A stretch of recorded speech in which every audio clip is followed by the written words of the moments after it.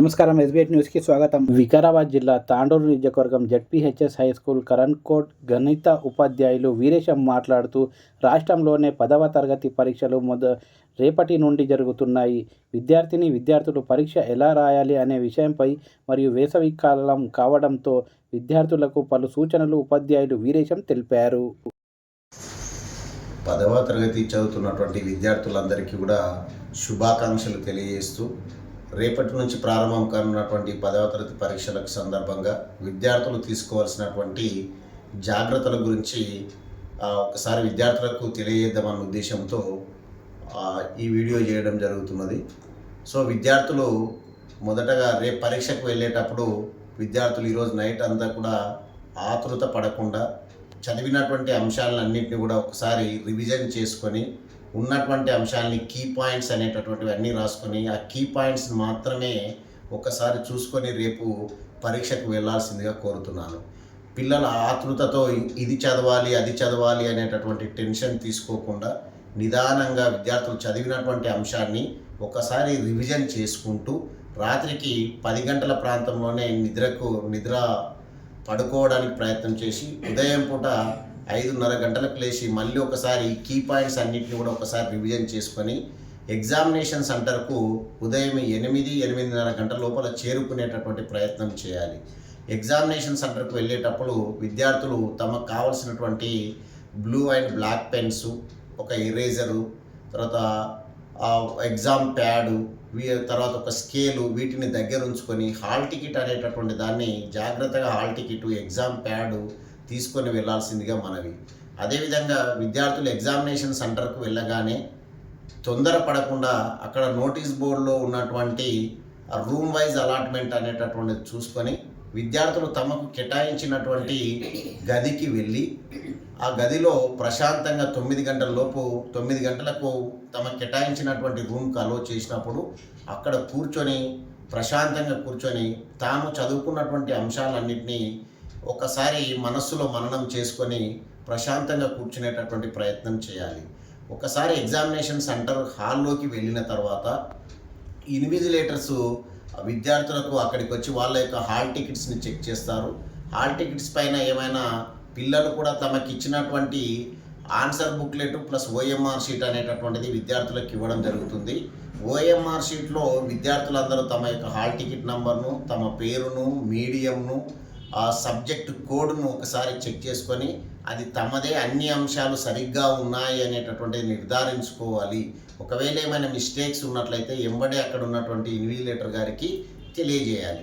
తెలియజేసిన తర్వాత OMR sheet ఇచ్చిన తర్వాత విద్యార్థులు అక్కడ చేయాల్సినటువంటి అంశం ఏముంటుంది అంటే, ఓఎంఆర్ షీట్ పైన పిల్లలకి ఇచ్చేటటువంటి మెయిన్ ఆన్సర్ షీట్ బుక్లెట్ పైన ఒక 3 డిజిట్ నంబర్ అనేటటువంటిది ఉంటుంది. ఆ 3 డిజిట్ నంబర్ని ఓఎంఆర్ షీట్ పైన రాయాలి. అదేవిధంగా రూమ్ నంబర్ రాయాలి. అదేవిధంగా విద్యార్థి యొక్క సంతకం ఉంటుంది, విద్యార్థి యొక్క సంతకం చేసుకోవాలి. ఈ మెయిన్ ఆన్సర్ బుక్లెట్ అనేటటువంటిది 2 టైమ్స్ రాయడం ఉంటుంది, ఆ 2 టైమ్స్ రాయాలి. తర్వాత విద్యార్థి ఇవి రాసిన తర్వాత ఇన్విజిలేటర్ గారి సంతకం కూడా ఓఎంఆర్ షీట్ పైన ఉంటుంది. ఇన్విజిలేటర్లో వాళ్ళు తప్పకుండా వాళ్ళే సంతకం చేస్తారు. చేయని పక్షంలో విద్యార్థులు గుర్తు చేసి కూడా వాళ్ళ సంతకం చేయించుకోవాల్సినటువంటి అవసరం ఉంటుంది. ఆ తర్వాత విద్యార్థులు మనకు లాంగ్వేజెస్కు సంబంధించి Telugu, Hindi, English languages, mathematics, తర్వాత సోషల్ స్టడీస్, ఈ 5 సబ్జెక్టులకు సంబంధించి 24 బుక్లెట్ పేజ్ అనేటటువంటిది ఇస్తాము. సైన్స్కి సంబంధించి ఫిజికల్ సైన్స్ మరియు బయాలజీకి సంబంధించి 12 పేజెస్ బుక్లెట్ ఇస్తారు. కాబట్టి ఈ అంశాన్ని విద్యార్థులు గుర్తుపెట్టుకోవాలి. 24 పేజెస్ అనేటటువంటిది 3 లాంగ్వేజెస్, మ్యాథమెటిక్స్, సోషల్ స్టడీస్కి ఇస్తారు. 12 పేజెస్ బుక్లెట్స్ అనేటటువంటివి ఫిజికల్ సైన్స్ అండ్ బయాలజీకి 12 పేజెస్ బుక్లెట్స్ అనేటటువంటిది అందివ్వడం జరుగుతుంది. ఆ తర్వాత విద్యార్థులకు అటెండెన్స్ అనేటటువంటిది వస్తుంది. అటెండెన్స్లో విద్యార్థులు సంతకం చేసుకోవాలి.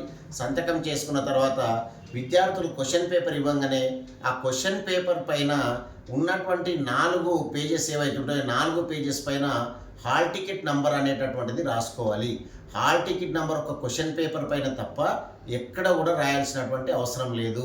మీరు తీసుకునేటటువంటి గ్రాఫ్ మీద కానివ్వండి, పార్ట్ బి మీద కానివ్వండి, ఓఎంఆర్ షీట్ పైన కానీ అన్నిటిపైన కూడా main answer sheet booklet number మాత్రమే రాయాలి. హాల్ టికెట్ నంబర్ను ఓన్లీ మనకు ఉన్నటువంటి క్వశ్చన్ పేపర్ పైన అన్ని పేజీల పైన హాల్ టికెట్ నంబర్ రాసుకోవాల్సినటువంటి అవసరం ఉంటుంది. కాబట్టి విద్యార్థులు తొందరపడకుండా క్వశ్చన్ పేపర్ ఇచ్చిన తర్వాత దానిపైన వాళ్ళ యొక్క రూల్ నంబర్స్ రాసి ఒకసారి ఒక 5 నిమిషాలు సమయం కేటాయించి ఇచ్చిన క్వశ్చన్ పేపర్ మొత్తాన్ని కూడా చదవాలి. చదివిన తర్వాత విద్యార్థి తనకి ఏ క్వశ్చన్ అయితే బాగా ఆన్సర్ చేయగలుగుతా అనుకుంటాడో ఆ క్వశ్చన్ నుంచి ప్రారంభించినట్లయితే పిల్లలు దాన్ని బాగా రాయగలుగుతారు. తర్వాత మెల్లమెల్లగా ప్రియారిటీ వైజ్ క్వశ్చన్స్ రాసేటటువంటి ప్రయత్నం చేయాలి. అదేవిధంగా పార్ట్ బికి సంబంధించినట్లయితే పిల్లలకు బయాలజీ అండ్ ఫిజికల్ సైన్స్కి సంబంధించి మిగతా అన్నీ కూడా 3 గంటల ఎగ్జామినేషన్ ఉంటే ఇవి 2 మాత్రము ఫిజికల్ సైన్స్ అండ్ బయాలజీ అనేటటువంటిది 1.5 అవర్ ఎగ్జామినేషన్ ఉంటుంది. కాబట్టి పార్ట్ బి అనేటటువంటిది 15 నిమిషాల ముందు మాత్రమే ఇస్తారు. కాబట్టి విద్యార్థులు ఆ 15 నిమిషాల లోపల పార్ట్ బిని పూర్తి చేయాల్సినటువంటి అవసరం ఉంటుంది. కాబట్టి విద్యార్థులు ఫిజికల్ సైన్స్ అండ్ బయాలజీ అప్పుడు మాత్రం తగిన జాగ్రత్త తీసుకోవాల్సిందిగా ఇది వాళ్ళ యొక్క మనసులో ఉంచుకోవాల్సిందిగా కోరుతున్నాను. ఇది విద్యార్థులు వాళ్ళకి ఇచ్చినటువంటి గ్రాఫ్ షీట్ అనేటటువంటిది ఓన్లీ మ్యాథమెటిక్స్ ఎగ్జామ్ అప్పుడు గ్రాఫ్ షీట్ ఇవ్వడం అనేది జరుగుతుంది. మ్యాప్ పాయింట్కి సంబంధించి సోషల్ స్టడీస్ అప్పుడు మ్యాప్ పాయింటింగ్ ఇస్తారు. తర్వాత విద్యార్థులకు ఆల్రెడీ ఓఎంఆర్ షీట్ పైన OMR sheet plus main answer sheet బుక్లెట్ని రెండింటిని పిన్ చేసి వాటిపైన స్టాంప్ అనేటటువంటిది స్టిక్కర్ అనేటటువంటిది అతికేసి అక్కడ ఉన్నటువంటి ఇన్విజిలేటర్స్ ఇస్తారు. ఇవ్వని పక్షంలో ఎలా స్టిక్ చేయాలనేటటువంటిది వాళ్ళు చూపిస్తారు. దాని ఆధారంగా విద్యార్థులు స్టిక్ చేసుకోవాల్సినటువంటి అవసరం ఉంటుంది. తర్వాత ఈ పార్ట్ బిని చివరికి కట్టాలి. పార్ట్ బిని చివరికి కట్టాలనుకున్నప్పుడు మెయిన్ ఆన్సర్ బుక్లెట్కు హోల్ చేసి ఇస్తారు. ఆ హోల్ చేసినప్పుడు ఆ హోల్ని ప్లస్ పార్ట్ బి లేదా గ్రాఫు లేదా మ్యాప్ పాయింటింగ్ సంబంధించినటువంటి ఇచ్చినప్పుడు వాటి అన్నింటిని కలిపి టైప్ చేసి అక్కడ ఉన్నటువంటి ఇన్విజిలేటర్ గారికి అందించాలి. అందించేటప్పుడు జాగ్రత్తగా అన్నీ ఇచ్చినామా లేదా అనేటటువంటిది ఒకసారి క్రాస్ చెక్ చేసుకొని ఇన్విజిలేటర్లకు ఇవ్వాల్సినటువంటి అవసరం ఉంటుంది. కాబట్టి ఇది ఎండాకాలం కాబట్టి విద్యార్థులు తగినంత వాటర్ తీసుకొని అంటే టెన్షన్ పడకుండా ఆతృత పడకుండా తగినంత వాటరు అంటే లిక్విడ్స్ తీసుకొని ఏమైనా ఇబ్బంది ఉంటే అక్కడ హెల్త్ సెంటర్ వాళ్ళు కూడా ఉంటారు కాబట్టి వాళ్ళ యొక్క సహాయం తీసుకొని ఎగ్జామ్స్ని చాలా కూల్గా రాయాలని చెప్పి ఆశిస్తూ విద్యార్థులందరికీ కూడా ఆల్ ది బెస్ట్. ఇప్పుడు ఎగ్జామ్లు ఉన్నాయి కదా సార్, పిల్లలు ఏమేమి జాగ్రత్తలు తీసుకోవాలి? పిల్లలు ముఖ్యంగా ఎగ్జామ్ ఉందనగానే తొందరపాటు పడకుండా విద్యార్థులు చదివినటువంటి అంశాన్ని ఒక సినాప్సిస్ అనేటటువంటిది రాసుకొని ఎగ్జామ్కి వెళ్తున్నప్పుడు కూడా ఏదో చదవాలి అనేటటువంటి ఆతృత పడకుండా వాళ్ళు చదివినటువంటి వాటిని ఒక సినాప్సిస్ రాసుకొని ఆ సినాప్సిస్ని మాత్రమే రివిజన్ చేస్తూ చాలా కూల్గా ఎగ్జామ్ సెంటర్కు చేరుకునేటటువంటి ప్రయత్నం చేయాలి. పిల్లలందరూ కూడా ఇన్ టైం లోపల ఎగ్జామినేషన్ సెంటర్కు చేరుకున్నట్లయితే ఆ పిల్లలు ఈ టెన్షన్ అనేటటువంటిది పడకుండా ప్రశాంతంగా ఎగ్జామ్ రాయడానికి అవకాశం ఉంటుంది. వెళ్ళగానే వాళ్ళు తీసుకోవాల్సిన ముఖ్యమైన జాగ్రత్త ఇచ్చినటువంటి ఓఎంఆర్ షీట్ పైన వాళ్ళ యొక్క డీటెయిల్స్ కరెక్ట్గా ఉన్నాయా లేదా అనేది చూసుకోవాలి. ఇచ్చిన ఓఎంఆర్ షీట్ పైన మెయిన్ ఆన్సర్ బుక్లెట్ యొక్క నంబర్ రాయాలి, వాళ్ళ సంతకం చేసుకునాలి, ఇన్విజిలేటర్ యొక్క సంతకం కూడా తీసుకోవాలి. ఎగ్జామ్ ఇచ్చిన తర్వాత పిల్లలు ఎలాంటి జాగ్రత్తలు తీసుకోవాలి? ఎగ్జామ్ వదిలిపెట్టిన తర్వాత పిల్లలు ఎప్పుడైతే ఎగ్జామినేషన్ పేపర్ని కంప్లీట్ అయిన తర్వాత ఇన్విజిలేటర్కి ఇచ్చిన తర్వాత వాళ్ళు బయటికి వచ్చిన తర్వాత పిల్లలు మరుసటి ఎగ్జామ్కి ప్రిపేర్ కావాలి. కాబట్టి వాళ్ళు మనకు ప్రభుత్వం తెలంగాణ ప్రభుత్వం అనేటటువంటిది ప్రతి పరీక్షకు పిల్లలు ప్రిపేర్ కావాలన్న సదుద్దేశంతోనే మధ్యలో ఒక 4-5 రోజులు గ్యాప్ అనేటటువంటిది ప్రతి పేపర్కి ఇవ్వడం జరిగింది. ఆ టైం లోపల ఆ పిల్లలు పాఠశాలకు వెళ్ళి అక్కడ ఉన్నటువంటి సబ్జెక్ట్ టీచర్ సహకారంతో తమకున్నటువంటి ఆ డౌట్స్ ఏవైతుంటే అవి క్లారిఫై చేసుకొని మినిమం ఎలా పాస్ కావడం ఎలా, మంచి మార్కులు సాధించడం ఎలా అనేటటువంటి అంశాలపైన వాళ్ళు తర్ఫీదు పొందినట్లయితే మంచి ఫలితాలు వాళ్ళు పొందడానికి అవకాశం ఉంటుంది.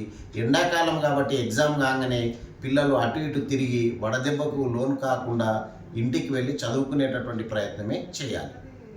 ఇప్పుడు ఎండాకాలం కదా, రానికే ఒకవేళ లేట్ అయితే ఏమన్నా ప్రభుత్వము మన గతంలో 1 నిమిషం లేట్ అయినా కూడా విద్యార్థులను సెంటర్లకు అలో చేసేది కాదు. కానీ ఇప్పుడు ప్రభుత్వం ఒక 5 నిమిషాలు అనేటటువంటిది గ్రేస్ పీరియడ్ ఇవ్వడం జరిగింది. 9:30కు మన యొక్క యాక్చువల్ ఎగ్జామినేషన్ టైం. ఒకవేళ 9:35 లోపల వచ్చిన విద్యార్థులని పరీక్ష హాల్లోకి అలో చేయడం అనేటటువంటిది జరుగుతుంది. ఇప్పుడు ఎండాకాలం పిల్లలు దూరంకి వెళ్ళి వస్తుంటారు కదా, వెళ్ళేటప్పుడు వాళ్ళకు బస్సుల సౌకర్యం కానీ ఏదైనా ఒకవేళ లేట్ అయితే? పిల్లలు వాస్తవానికి సుదూర ప్రాంతాల నుంచి వచ్చేటటువంటి విద్యార్థులు మ్యాక్సిమం బస్ ఫెసిలిటీ తీసుకునేటటువంటి ప్రయత్నమే చేయాలి. ఎందుకంటే ఆటోలలో వెళ్ళడం అనేటటువంటిది శ్రేయస్కరం కాదు. కానీ ఒకవేళ ఎక్కువ మంది వెళ్ళకుండా ఆటో కెపాసిటీ వరకు కూర్చొని పిల్లలు ఇబ్బంది పడకుండా ఇన్ టైం అంటే ఆతురతతోనే లేట్ అవర్స్లో బయలుదేరి ఎగ్జామినేషన్ సెంటర్కు చేరుకోవాలని ఆతృత పడడం వల్ల అనర్థాలు జరుగుతాయి. కాబట్టి పిల్లలు ముందే ఇంటి నుంచి కొంత సమయం ముందే బయలుదేరినట్లయితే వాళ్ళు ఎగ్జామినేషన్ సెంటర్కు బిఫోర్ టైం చేరుకుంటారు. కాబట్టి అది వాళ్ళకు దానివల్ల మంచి చేకూరుతుంది.